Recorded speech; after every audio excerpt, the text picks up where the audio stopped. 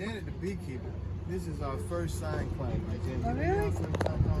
Yes, since we came to New Orleans. Wonderful. So you sign your contract first. We're going to make sure we take care of you the right way. Well, thank you so much. Thank you. This is the first place I stop, too. That's great. That's perfect. First place I come in. That's Wonderful. All right. The beekeeper. Now you know my history. Yeah. So we in New Orleans now. What's the first thing you got to get taken care of before you start looking around and doing your thing? First thing we need to do is get these 32 feet off the back of this truck. Mm-hmm. Get the lodging, get that set up, and then we basically set up shop inside. Set up the command center and log out some calls and see what we can get set up for tomorrow. We already have an idea of what we're going to do. We're going to do some training. Then at the same time, we need to call some clients that we were getting phone calls from earlier today and see if we can schedule some appointments and we go out and see them. We're only going to be here for a limited amount of days, so we're going to try to maximize the opportunity. So what's the benefit of coming to an area like this already with a trailer as opposed to just finding a hotel? Well, the hotels tend to be, Turn right. they're pretty pricey, and then at the same time, you know, it's not as convenient as having all the resources. We have all the resources here in the trailer. We have Wi-Fi, we have stove, refrigerator, we have shower, we have basically everything we need. And, you know, we can come and go as we please with no problem. And then it's also, you know, if any time we need to, you know, be mobile and move to a different area, whatever it may be, that's also part. All we got to do is hook up and go. So it's very convenient for us to have our own situation to where we have space to, you know, lodge and that's mobile. Damage from the storm? Yeah, I guess they take care of it. Huh? I guess they take care of it. They have people come and check it out. Oh, yeah?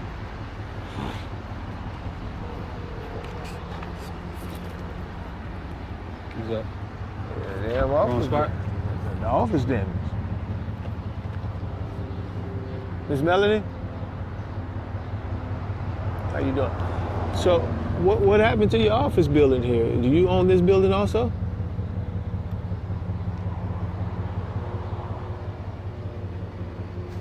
Right.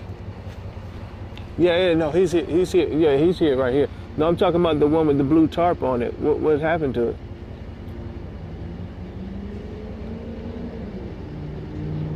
Right.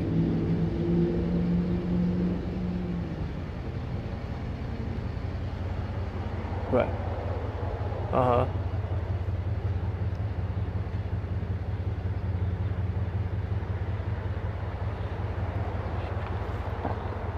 Right. It's been cool lately, man? Yeah, that's the reason why. All right. Exactly. But what happens is I'm a public adjuster. See, I'm in the weather. So I work on behalf of the business owners and the homeowners. So is the insurance company taking care of this for you, or are you doing this out of your own pocket?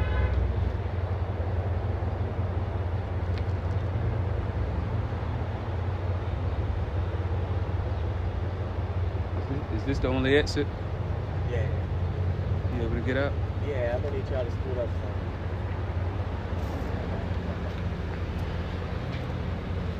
Get him. You scoot up some. Number 9. Number 9?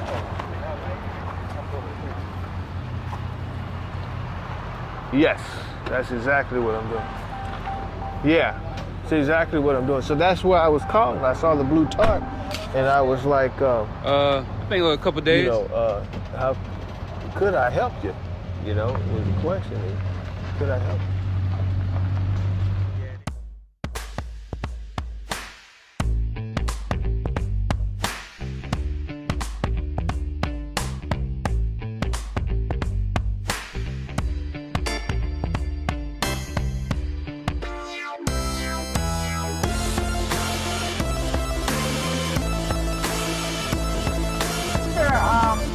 Registration is on the Sunday they should be fighting and not. That's the problem. So, I mean, I could call him and ask if it's going to extend or not. Just wanted to... Please. Okay, let me do that right now and I'll call you right back. All right, cool. Thank you, dear. All right, thanks. Let's see. What you trying to figure out? Where I gotta be.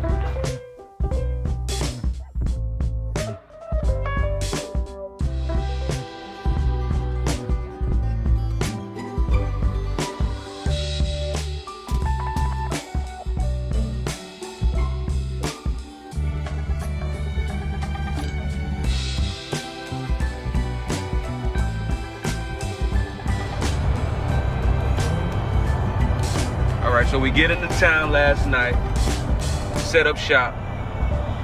What's the first thing that you thinking about that you do very next day? Well, now, what we're doing is we're going to meet up with some other PAs and attorneys, and we're going to talk shop. We're basically going to talk about what's going on out here in New Orleans and talk about the New Orleans insurance, the insurance department, and we're going to talk about claims and how they're being addressed, because they have some new laws that's been out, and we're going to make sure everything is up to speed. And then this afternoon we're going to be going out to Gabriel, Louisiana to check on our first client. We have a client out there that has a claim on his property in which he was underpaid by the insurance company, and so that'll be our first client that we go out and see how we can help them out. So for a public adjuster coming into a new territory, unfamiliar setting, but prepared, is it important to talk to other restoration professionals and public adjusters that's already been out here, or should you just rely on your own information and abilities and just get to it? Oh yes, it's very important to talk to other restoration companies. We met some guys. We met restoration companies out of Florida yesterday, and we met a roofer out of Alabama. And yes, it's very important to get information from them. Just talk about what's going on, and you know, listen to what's been going on in their world since they've been out here, and see how we can help. We could possibly help them also. So we want to talk to as many people as we can in different industries and see what kind of information we can get to help them out and to help out these homeowners. You can never have too much information. Absolutely. You can never have too much information. The more information you have, the better it's going to be able to do your job to best help these folks. Now, there's some public adjusters out here who've maybe been out here for a week, maybe two, haven't even signed their first client. You know, don't give up. But how did you already have somebody that's willing, ready, and able to trust what you say to get this done, taken care of from day one? I mean, that's the key to starting your business. I mean, you go through that phone and you start calling friends and family. When you start calling friends and family and asking them, you know, is everything okay? Do they have any friends in New Orleans area, in Louisiana area that's been damaged by the storm, or just do they know anybody? And so I called my mother, and she called up one of her folks that it was actually a guy that towed her truck a year ago. She became good friends with her. She towed a truck that got into an accident, and became good friends with him, and he was the one that basically cracked the ice. And once you crack that ice, man, now his pastor has been denied by good old the good old snake farm, and so we're gonna go out and see him also, and then I had a cousin that has a friend that's basically been underpaid for her roof. So, you know, we just go through that phone and call all your friends and family and anybody that you probably co-workers from back in the days, and that's where it starts. And then you just build from there. Once you grab onto a neighborhood, a lot of times you can just build from there. So don't be too proud to reach out to family, friends, and peers and old colleagues for referrals. Even if you got an ex-girlfriend, man, if she's in Louisiana, she probably needs your help. Absolutely. All right. So day one, headed to gather some information from PAs and attorneys who's already been working the area for a while, and then immediately going to assist a client in the good old NOLA.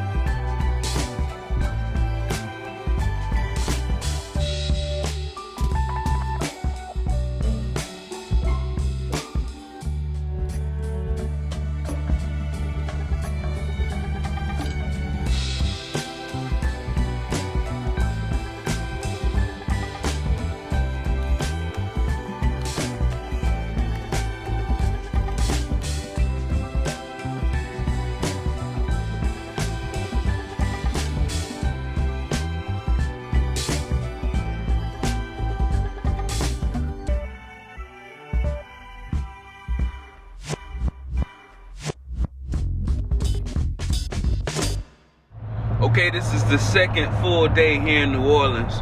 How you feel about your progress so far? Oh man, it's great. It's great. So on yesterday we had some training that we've done with the great Sean Hodge law firm and also Cal Spoon with insurancebusters.net. And then we come out and then we left there and we had our first client. We basically went out and saw our first property. It's 5,000 square foot property in which, they were basically underinsured. I mean, the insurance company just basically underpaid them. When I looked at their documents, it seems like the reason why these guys are able to do 100 claims a week, 1,000 claims a month is because they basically have a scripted document to where they're giving 64 square foot for a bedroom ceiling, and they're giving 10 square foot for a bathroom wall, and they're basically just running through houses giving the same amount of square footage for everything, and they're not really documenting the actual damage. So it was a great opportunity for us to meet the New Orleans, the New Orleans and the homeowners and listen to the lingo and listen to them call me baby about 5 or 6 times, and, but yeah, it was great. So the homeowner that we met, he owns about 35 properties. So it's a great start to get us rocking and rolling if we're able to actually go in and do an assessment on everything that he has and make sure that we're good to go. So that's the plan. And then we ended it with a nice meal at Bobby Hebert's restaurant, and it was a nice place, nice sitting, nice food, and so today's a new day. Yeah, and everybody do got that lingo. It ain't just on a Cash Money, Young Money song. Everybody talk with that swag, that baby, that how that feel. So I noticed when you got there, it seemed like the homeowner was ready to get right into it as far as letting you know about the damages and that. But you talked about everything else, seemed like, for about 30 minutes, family, this, that, and the third. What went into that? Is that something that you always do? You get to know them first, or unlike some people that just start getting right into the claim? Why do you do that, and what's the reason? Yeah, the key to every relationship, man, people only deal with folks that they like. You know what I mean? So you want to make a friend out of them. You want to, you want to make them feel comfortable. You want to ease their mind and ease the thought process that they're going to be taken advantage of, because that's very key, and that's for what these folks have been going through already, they feel like they've been taken advantage of. So you want to let them know that you're here to help. And now I'm getting, it's becoming that I'm being called a superhero, and that's what you want to be. You want to be Robin Hood, and you want to just come in and you want to make a friend out of them and make sure that they understand that they're comfortable, and you want to be comfortable in dealing with them, because it's not a simple process, and some folks may think it is, but it's not a simple process, and we're here to help. But at the same time, you know, we're going into environments, the situations that we've never been before, and they're dealing with folks that they've never dealt before, and we're dealing with, you know, a lot of different aspects of life, of finances, of living, and insurance, and policies, and everything. So making a friend is very important, and very important in everything that we do. And I noticed that once you did start getting into the business of why you were there, one of the first things you did was look at what was the estimate that the prior insurance carrier adjuster wrote before you started going through the house completely. What was the reason for you checking that out before you did your own assessment? Well, I just want to look for you know, I'm looking for that consistency in what he did. You know, looking for that consistency. If I'm seeing the same thing that in New Orleans as an estimator would do in a property in Florida that I probably just seen last week, I'm like, wow, you know, they're kind of scripted in what they're doing. So then I know that there's problems. You know, it's not being done the right way. They're really not doing a thorough investigation. You know, and so that being the case, that gets me in the right perspective. Also, I'm looking at that estimate. I'm kind of just looking to see what they see. Looking at what they see, what happened, you know, and what kind of story did they tell. And then, you know, when I'm looking at the story that they tell, it kind of gives me an idea of where to start and you know, and where to go with the situation. But at the same time, we're just going to start all over from the beginning and do it all over again anyway. But, you know, just wonder how they think. And one thing that I saw you do that a lot of the adjusters don't do, not just insurance carrier adjusters, but even public adjusters, is you got up in that attic. What's the reason for you getting up in that attic, and what were you able to observe being up there? Oh man, we want to get up in the attic because we want, if they have roof damage, we want to get up in the attic and look underneath to make sure that, you know, the attic space didn't get damaged itself. So then we can see the undersiding of the decking. At the same time, we found mold and mildew on the actual siding of the property. So that's very important to go into the attic and check every aspect of the property as much as you can actually get to, so that you can verify that everything is, you know, so we can get this house back to pre-loss condition. We're looking for an indemnity, and the point of looking for indemnity, you know, you need to inspect the entire property to get to indemnity. And I saw that you documented that the decking wasn't the typical OSB, because all new buildings are that oriented strand board where they compress a bunch of wood chips together. It's less expensive for the homeowner that's getting a house built, and less expensive for the property builder, the people who build houses to sell. But also, when you observe plywood under there, you know, all right, this is a more expensive material. That's another thing that you documented under there. So what's the importance of, all right, this isn't typical. Let me document, not only is this plywood, not OSB, but the nails are coming through the plywood, which means that it's no longer a solid surface. Correct. So the plywood is damaged. So we need to be able to replace all that decking, and it was a 1/2-inch plywood. And we need to replace all that decking to make sure that we bring it back to pre-loss condition. And, you know, that homeowner built that property, and he built it solid, man. He built it solid. So it's very important that he goes back into a solid property, you know, once all of everything is taken care of. So yeah, we made sure that we documented that. We documented, you know, his hardy board siding that he had on the property, and also the mildew that was on the inside of the sheathing of the actual siding. So on every gable of the home, even on the rakes. So none of that was on the estimate, on the actual carrier's estimate. So we want to make sure we document all that. The homeowner even had, you know, when we looked at the exterior, you know, he had 8-foot fencing and even had a pool, in which none of that stuff was documented. So we want to make sure that we document everything that we didn't see on the carrier's estimate, and rewrite it for them and put them in good shape. Absolute. And another thing that I noticed that you did was, and partly a good amount, I think, has to do with that relationship building that you did for them first 30 minutes that you were there. is that the homeowner, even prior to you showing them what you can do, Prepare to exit the highway. they were 18 already miles. talking about referrals. How did you get to that level to where people are offering you referrals before you even show them the value of what you offer? And does any part of that have to do with you being such a high selling at a high level as a high ticket salesman prior to becoming a public adjuster? Well, yeah, referrals are very important, especially in this business. And so, you know, I've sold roofs for Home Depot for 15 years, and referral business was probably 20% of my business in Home Depot. But here, what I've noticed in the public insurance industry, referrals are going to be probably about 50% of your business, if not more.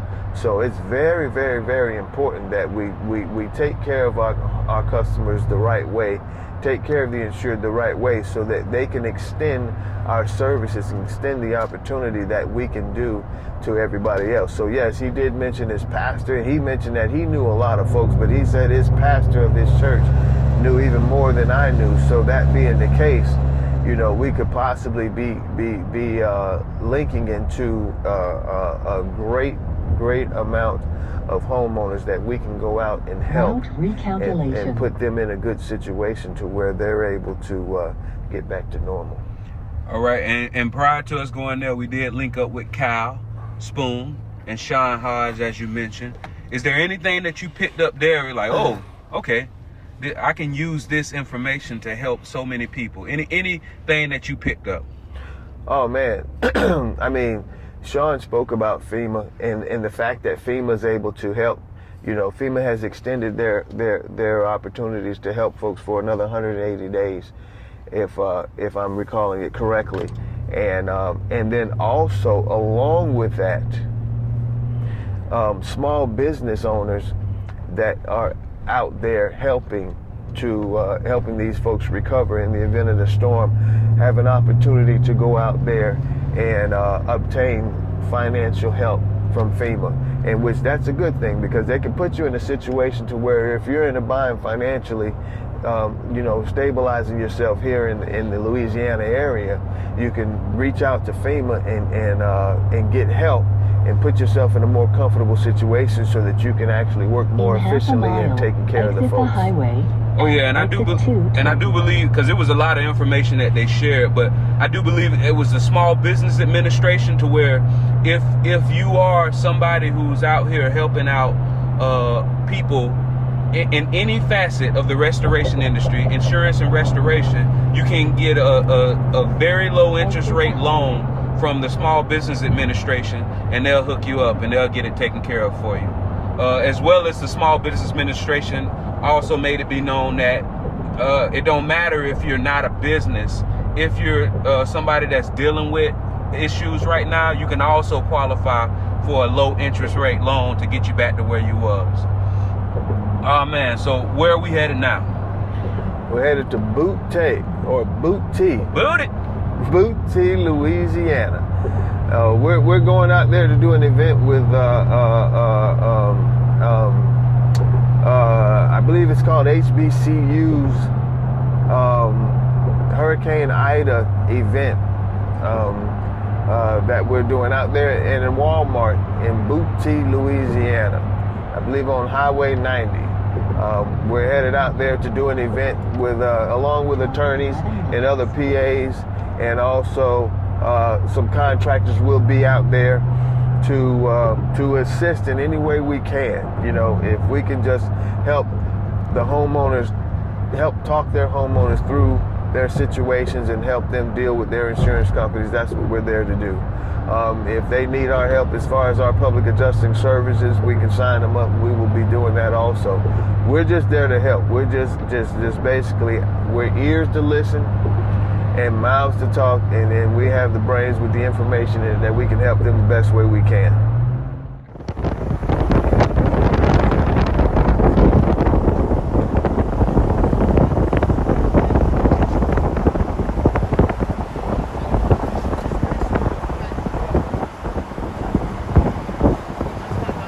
Hold on. So what do you guarantee me? What I'm guaranteeing you is, if I go into Walmart and ask them, if I'm able, and ask the first associate if I'm able to print out papers, my oldest daughter, with a master's degree in sociology, is going to be able to answer that question better than a Walmart associate. What do you mean answer better? Answer it more accurately. Give me.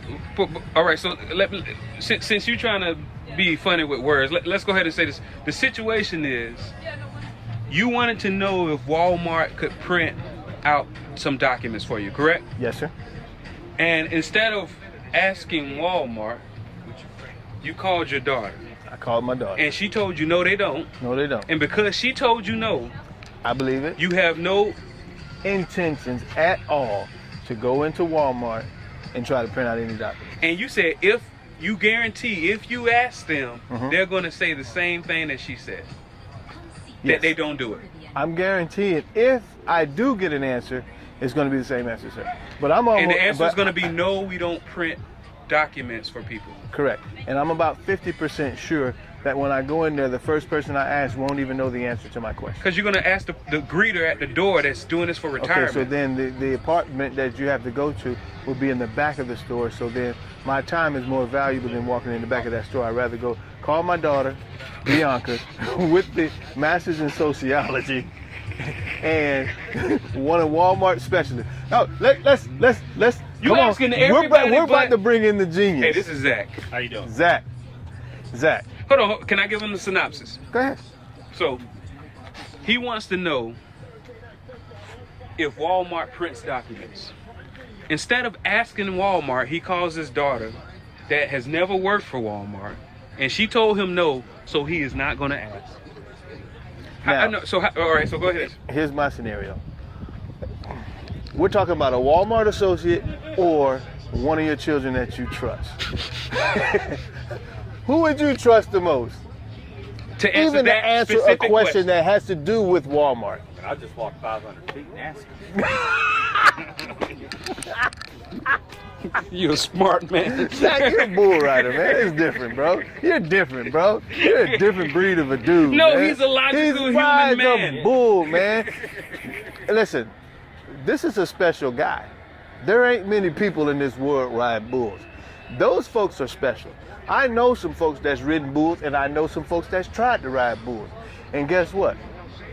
You know, I coached a kid named Moses that played tight end for me. He rode a bull. And Moses was a kid that would never stop trying. Over and over and over. Moses was slow.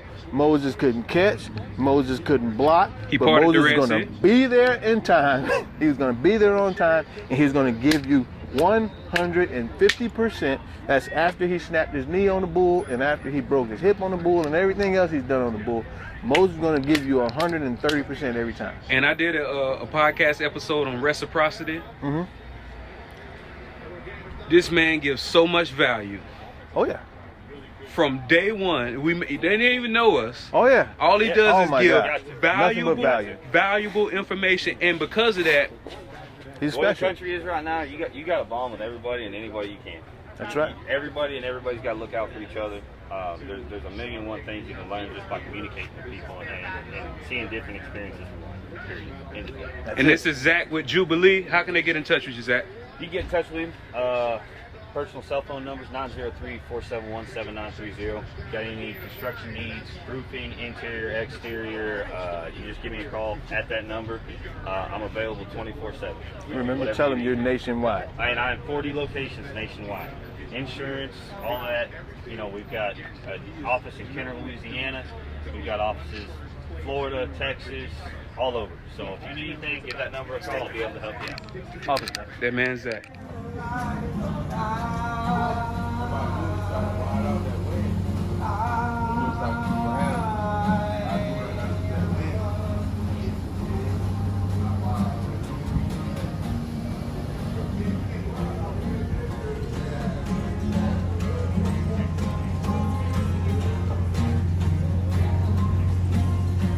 A dog with a tutu on.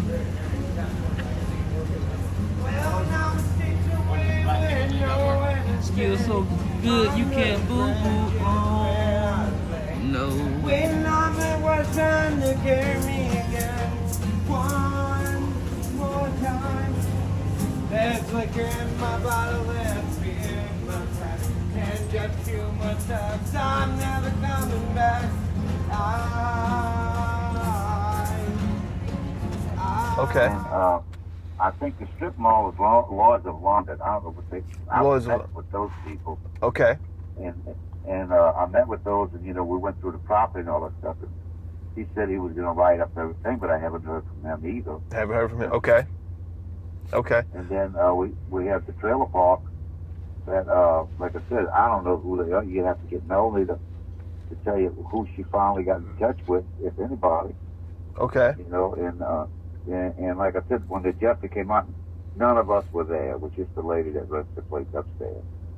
And she showed him everything, the leaks in the apartment and all that stuff. And they don't know what we're doing. She don't know what's going on. She was just accommodating the guy who showed up. Correct. Yeah. So what we do is we take care of everything to start to finish. We meet with the adjusters. We have set up all the appointments, make sure that the right people are in place so that they can give us access. But we do all the speaking. We do we come in and we'll do the estimate for you, and then we will scope out the property and view the property on what it's going to take to actually put it to get us where we need to go. And get you guys taken care of. So, our expertise is actually, part of our expertise is actually reading the policy, helping you understand the policy, the exclusions, the endorsements, whether the sheds are covered, fences are covered, all these different things. We go over this, and make sure that every aspect of that policy is being addressed in the event of the damage that happened. And then, so you have the 2-story building, and then you also have the building where Fingers is. That building, roof needs to be replaced also. Don't know if it's leaking, but it definitely needs to be replaced. And then, definitely, yeah. And then any the fence and all that type of stuff, that may be under another endorsement, others on your policy. And so that being the case, then we need to go inside that property upstairs and make sure that we document all the interior damage, make sure that's good to go. Right. And then, and then we move on to the next property, whether it's the strip mall or whether it's, her personal property. And then what we will do is we will take care of all the insurance claims for her and make sure that everything is good to go and she's indemnified. That's probably what we need to probably interpret all this stuff, and the handle and stuff. Yeah. We also have 2 huge, beautiful pecan trees out there. I don't know if that's covered. Mm-hmm. What? Absolutely, man. Especially pecan trees. Two beautiful. They used to produce every year, man. Did they? Oh, man, yeah. That would have been the best Christmas present for my mom ever, man. When I yeah. grew up, they had pecan trees over in Mississippi. My mom's over in Mississippi in Laurel. And, man, they had pecan trees all day. I'd always get a pecan pie, for Thanksgiving. Yeah. But there's no more pecan trees over there, man. Yeah. I same thing. I grew up with a couple of big pecan trees and pecans all my whole life. And, but 2 of them, the 2 pecan trees went down. Everything else and all the other trees and stuff looked okay. But the fence was the main thing, man. The fence, they threw that fence up. Yeah. But like I said, you got to read the policy. I don't know what's all covered this time. Okay. But the best bet, is to get back with Melanie. Okay. So, Mr. Darrell, I'm going to call her, but if you can do me a favor and let her know that you spoke to me, because I wanted to make sure, because she sent me your number and she wanted me to talk to you about it. So let her know that you spoke to me, and then I'm going to call her. We're on our way to scope out a property now. We got 2 of them that we have to get to, but I'm going to call her and talk to her about it, and then we're going to get on this thing for her. Hopefully we can get on. She wants us to help, and then we'll get you done. We'll get you taken care of. We'll make you proud. Okay, now, what's your name again? I'm sorry. My name is Ricardo. All right. Well, I'll be out there today. I I'm like the business guy. I handle all the properties that they have, you know. Correct. So we'll be back. We'll be back by there sometime this afternoon. No guarantee that we'll see you, but we would like to meet you, and I would like to meet you and then come by and see you and talk to you, give you a handshake, and then like I said, we'll get in touch with Miss Melanie and let her know that we'll help read the policy. We'll help y'all read the policy and understand all it. that stuff and all that, yeah. And interpret it. Okay. Okay. All right. Okay, man. All right. Thank you. Thank you for calling. Okay. Bye-bye.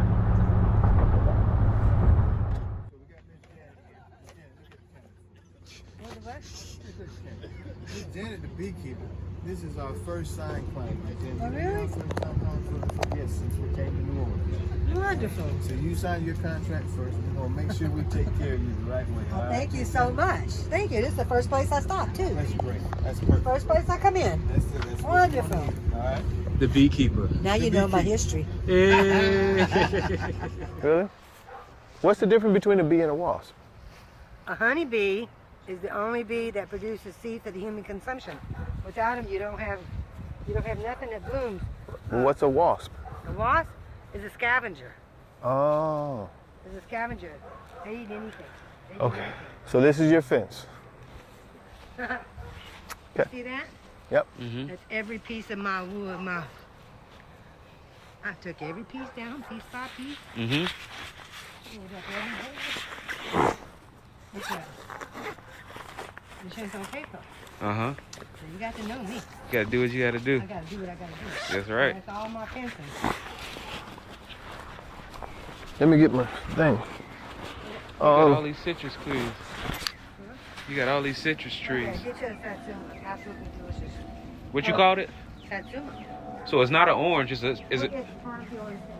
This, we had to cut it down. This was the Lucy still kind of gross. Trying to come back. Japanese plum. This is what? This is a satsuma. Satsuma. Satsuma. Twist it off. Mm-hmm. This is my garage. Okay, so This is the garage. this is your This is my garage. property. See this? Right here. This is our property line. This is our property line. Mm-hmm. Okay.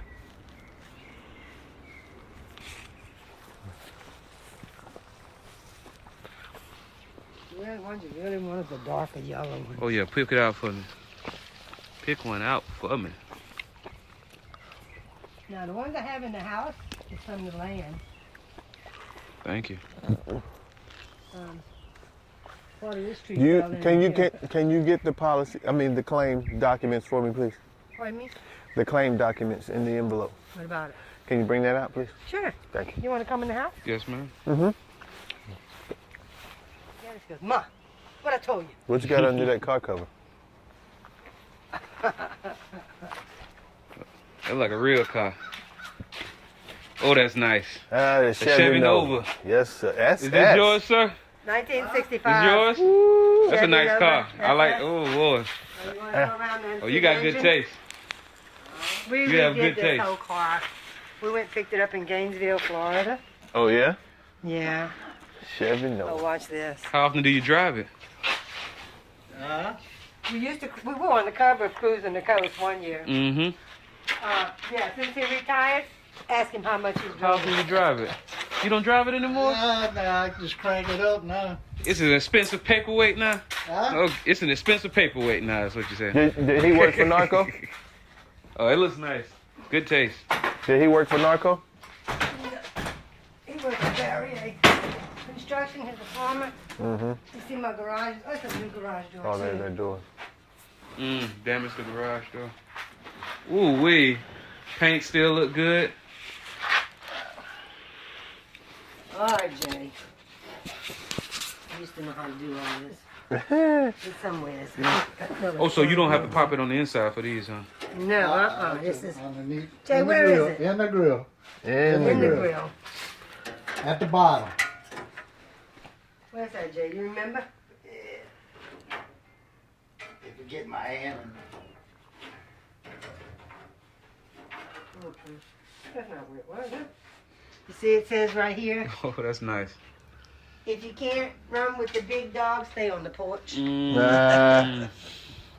That's why you rebuild your porch, because y'all on the porch keys now. In there?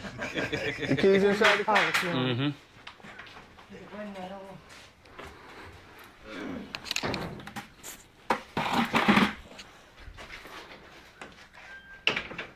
So you see the sticker on it?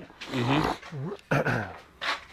It still got a 123 sticker. He went and got it.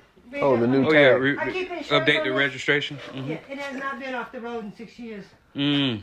He got it off the road one time and I had to go get him some gas. Oh, man. So this one here, you got to choke it up. Yeah. Pump that gas and put some gas in it. 289. That's what the engine is. A 289. Battery D. Might not crack. Get some gas in that. She will crank.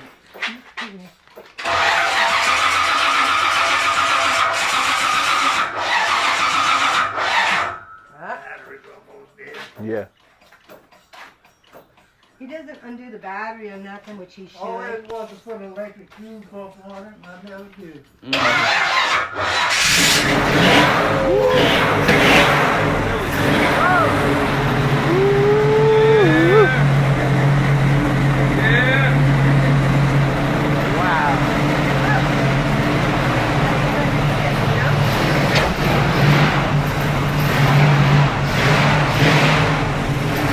That's when they emitted ignition.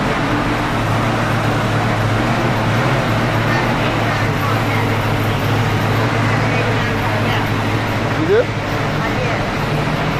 My son's daughter did a car. Her car was a new engine. So I sold my car for $3,000 to put an engine in that car. Then my grandson got it, put it in the car.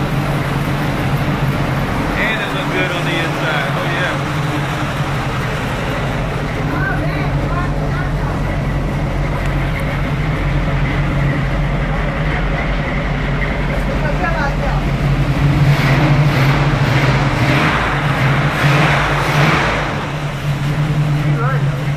I believe it. This is a no, boy. Look at this. Yes, yes.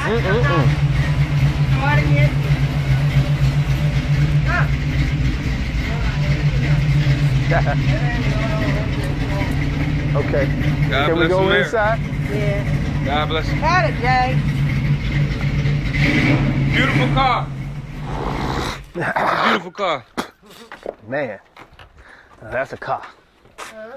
Now that's a car. All right, so we headed back after you being in Louisiana for the first time, a few days.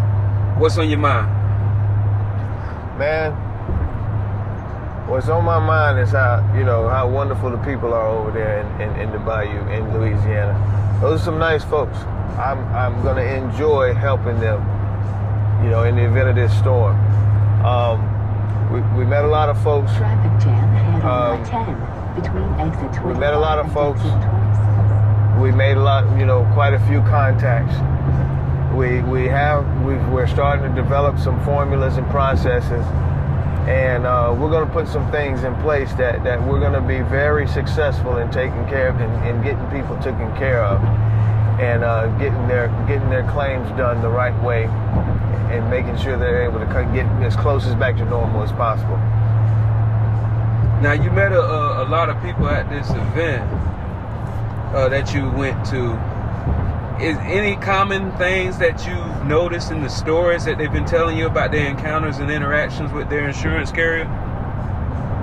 Yeah, the stories is, they can't get in touch with the carriers. There's no communication. They don't call back when they're trying to reach out to them to see what's going on with their claim.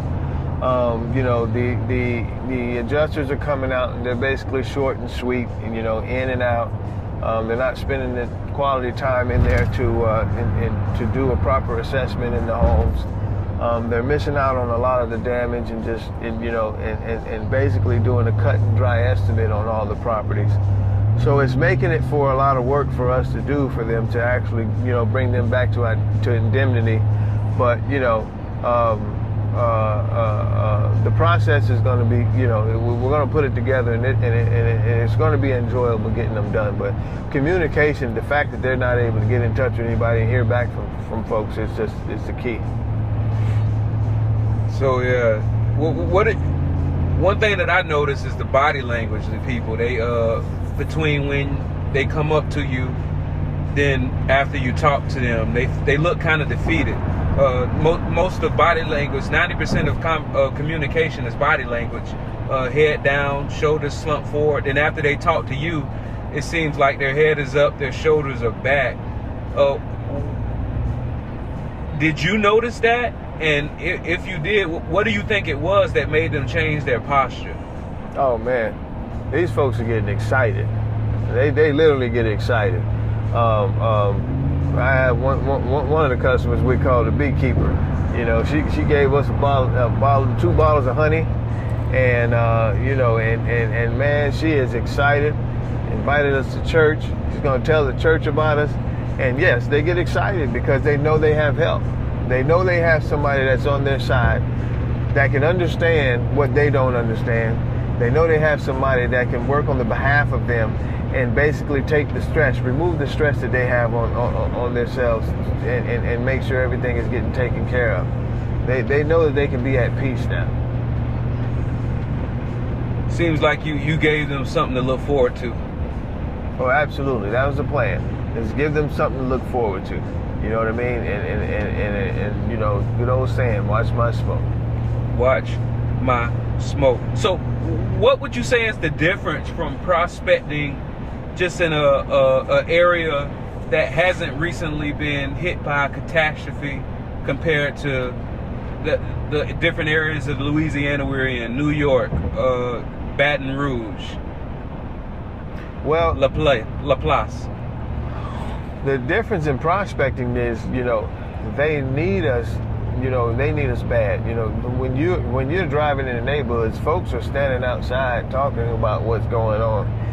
Contractors are in the area up on roofs trying to get these roofs dried in. Folks are on the phone with the insurance companies. They walk around with their policies and claim information in their hand. It's right there on the counter. As soon as you walk in the house, that's about the first thing you're going to see. Everybody's got folders and claims in their hand, and so that being the case, that's what you're seeing. That's what you're experiencing. So you were there a total of 3 whole days. And in those 3 whole days, you got 3 wet signatures, 3 contracts, 3 new clients. And you were talking to a colleague that had been down there for maybe a couple weeks without even 1 client. What is the difference on how you engage them compared to how somebody else might? Well, the difference is, the fact that I engaged them, the fact that, I went to the, and set up and basically gave back, to the HBCU events, in which is going to, utilize the donations that we made to give Christmas toys to the children. And then at the same time, what we did is we set up and we made ourselves available to speak to homeowners that had issues, to speak to homeowners that didn't know what to do, to speak to homeowners and give them advice on how we can help or how they can help themselves, and let them know that, you don't have to hire me to help. You can do it yourself. Just call me anytime, So that's that's the difference, and the fact that when I offer them the fact that I can just talk to them over the phone and help them out, they just don't want to do it, or they don't know how to do it. I got at the park where we were staying, where the RV is parked. We inquired with the manager of the owner of the building, and let her know that let's talk about the insurance claim, and she's no, I don't want to talk about it, because she's tired of being tired, tired of not getting any communication, not being able to understand. But when we get back, we'll take all of that away from her and we'll take care of it for her. That's our plan. What about if people say that's all fine and good? Historically black colleges and universities, you're donating. That's all good. You're offering me to call you if and when I need to ask questions. Meanwhile, I know that's just you positioning yourself to get a new sale. What is the difference? Why, out of all the public adjusters that ascended down onto Louisiana, why should they go with you? What's different about you?